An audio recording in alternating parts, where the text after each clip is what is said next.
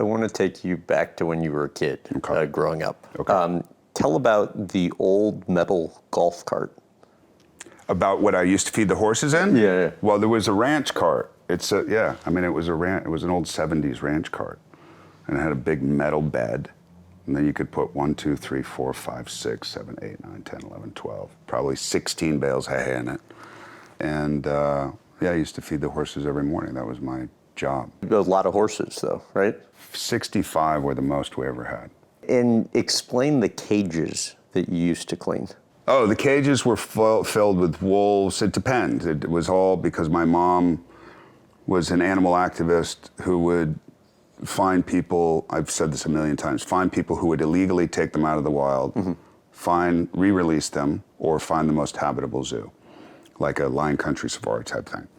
So we were driving everywhere. My mom didn't fly, so my mom drove 60,000 miles a year. By choice? By choice, because she didn't want to fly, because she used to be a flight attendant and something went wrong and she thought she was going to die and she said never again.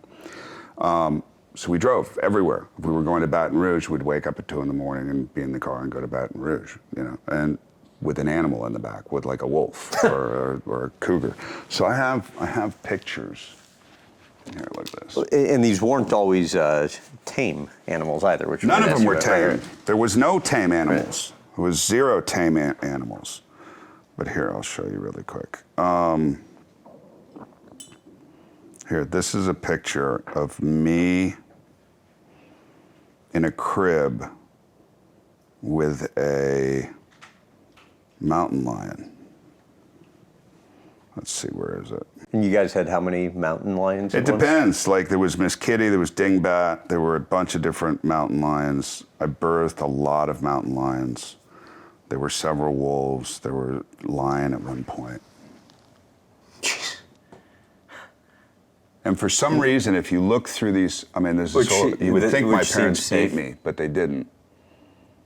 That's a cougar, baby cougar. Wow. You would wake up some mornings with bite marks on your face. Holes, not bite marks. Holes, bleeding holes.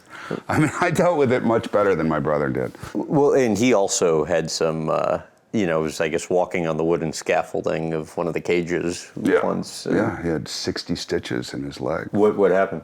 He fell in. There was a wolf that had been let out of the cage and let run in the garden. There was just a, normal, typical old school 70s fencing that was crappy. And my mom let the wolf run around. My brother didn't know it. And at 6 years old, he got up on the edge of that fence and walked along the fence, and the wolf jumped up and grabbed his leg and pulled him down. And I was planting flowers with this ex-con named Norman that lived on the ranch, that was like a ranch hand.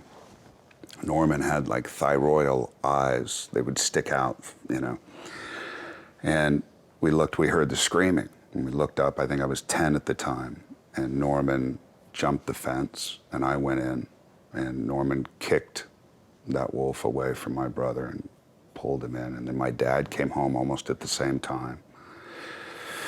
Went in and confronted my mom. My dad wanted to shoot the wolf. My mom said, "I'll kill you if you shoot the wolf," and meant it.